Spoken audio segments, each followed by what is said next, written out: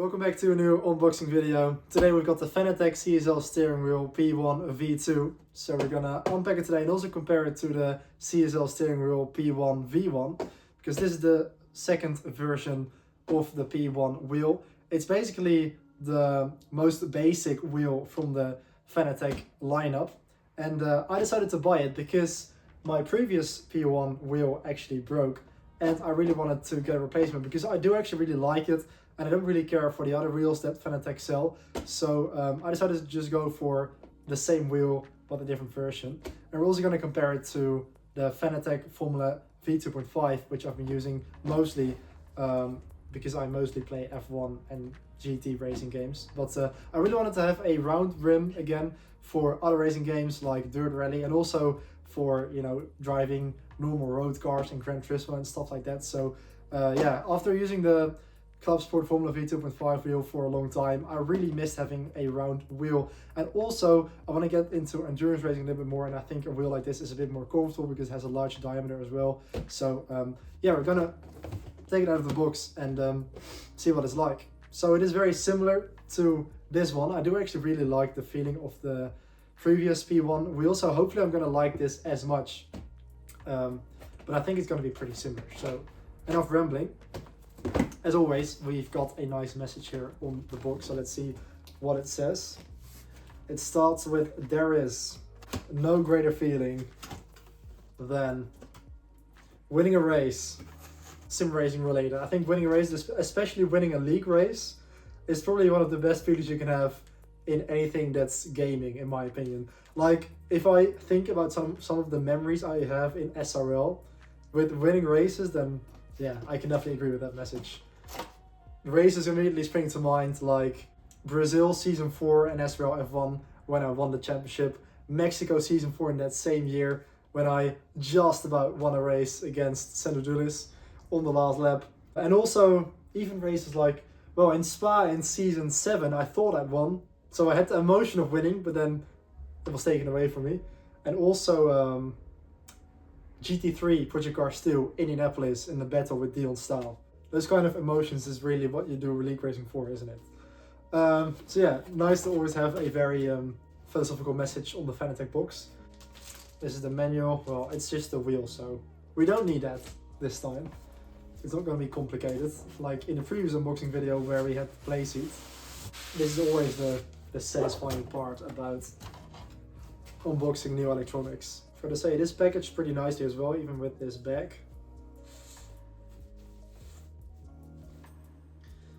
So there it is. So this does actually feel pretty different because it has rubber for the hand grips here. And with the P1 V1 rim, it is, I think it's also rubber actually, but it's suede on the bottom and the top. This is completely rubber, I think. Yeah, it does feel like it. Or it might be some kind of plastic, I'm not actually too sure. I mean, this is definitely rubber, the hand grips. And this is also a little bit soft, so I think it's some sort of soft plastic and then rubber. Although the spokes are carbon fiber, so that is actually very nice. Whereas with this rim, let's compare it here. Because I actually really like this one. Unfortunately, you can't buy this wheel anymore. But I really like the look of this because I also really liked the dark blue stitching here. It went perfectly with the CSL Elite wheelbase, which is what I'm using, which also has like a blue CSL logo. And of course it goes nicely with the PlayStation colors. So I think this wheel looks really nice. I also like the scratched metal. Although I'm not sure what I prefer actually. The diameter is identical. It's both 11 inch or 30 centimeters in diameter. And also shifter pedals feel very similar, slightly different, but that might be because I've used this one a lot. It just feels a bit different, but that might just be because it's new. And the release is completely different as well, because this has a, I'm not even sure what this is, to be honest. I've never seen this connector.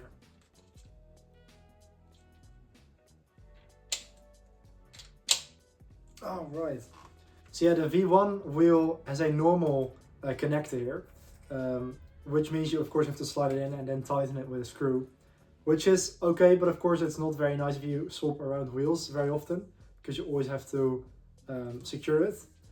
Kind of similar to what it's like with like the Thrustmaster wheels, for example, whereas the Club Sport Formula wheel here has a quick release, which is very nice because you can easily swap out the wheel. And it seems like the V2 version also has a quick release, although it looks very different. I think this is a semi-quick release, and I've never seen this mechanism before. You can see those two metal spokes here that open up and then close once you close it. So it's a different mechanism than this quick release, which has these sort of metal marbles on the inside. I'm not sure what to call it, but they like you sort of pull them away and then push them back in place. Whereas with this one, it's actual spokes instead of those round metal things. So that's it is definitely nice to have a quick release even with this round wheel, because it just makes swapping wheels so much easier. And I think I will swap around quite often because I really want to use this wheel for anything that's not Formula 1 or GT3. And then of course whenever I do go back to F1, I'm going to use this wheel again. So I actually like the fact that of course the Formula wheel is also carbon fiber in the middle. So it does really suit the setup nicely, I think, and it looks kind of similar in that it's the same style. So yeah, the button layout is very similar, but you can definitely see that the V1 wheel is a bit more PlayStation themed. So it has a PlayStation button, and apart from that the layout is very similar. And there's also the same LED screen on the top here, which I really like because that displays your speed or your gear selection or something like that. And it also has a bit of a stripe here for the rev lights. It kind of displays here what it will display on this small screen here on the Formula wheel, and it also displays your menu when you like switch between mappings or adjust the rotation or the force feedback or something like that. So yeah, I actually like the fact that it's very similar because I really like this wheel. And the only reason why I bought this one is because this one doesn't work anymore and I don't have warranty, and I just decided to buy a new one. And yeah, also because this is suede with stitching, you had the nice blue stitching there where the suede was knit together, which I really liked. But unfortunately that is not the case anymore because this is just rubber. So yeah, here you can sort of see how it compares with the Formula wheel. I've got to say I really like this wheel. Like, it's so nice for F1. It's very direct, and of course with this wheel being quite a bit smaller, also the force feedback comes through stronger and more aggressively. And you know, this is definitely still my favorite wheel, but it's very small, which is nice if you want to be very precise and want to make quick corrections and stuff like that, like you do with F1 for example.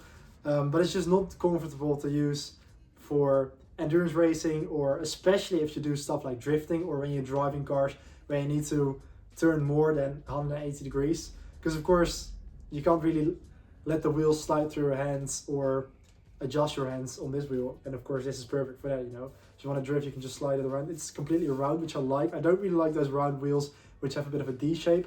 I just want to have it round so it can slide through your hands easier, and yeah, you can just grab it easier whenever you have to make a very sharp turn when rallying, for example. And I've got to say, even though this is a relatively cheap wheel, this is actually the cheapest wheel you can get from Fanatec. It's not bad. Like, you would expect it maybe to be very basic, but the materials are pretty high quality. There's no plastic or anything apart from here, which doesn't really feel like plastic because it is kind of soft. I feel like I'm gonna scratch it when I touch it with my nails, but apart from that, you know, it's carbon fiber here in the middle and rubber on the sides, metal shifters as well. You know, the buttons have a positive click, especially this one here. And yeah, it's not bad actually. And actually, to be honest, I prefer the way this wheel looks compared to a lot of the more expensive Fanatec wheels. Like, for example, you have the Formula Drift and the WRC. So yeah, it is less expensive and in my opinion better looking than a lot of the other Fanatec wheels that are in a slightly higher price range. So that's why it was a no-brainer for me to get this wheel. So I look forward to actually using it now. So let's secure it on the wheelbase and see what it's like in the setup.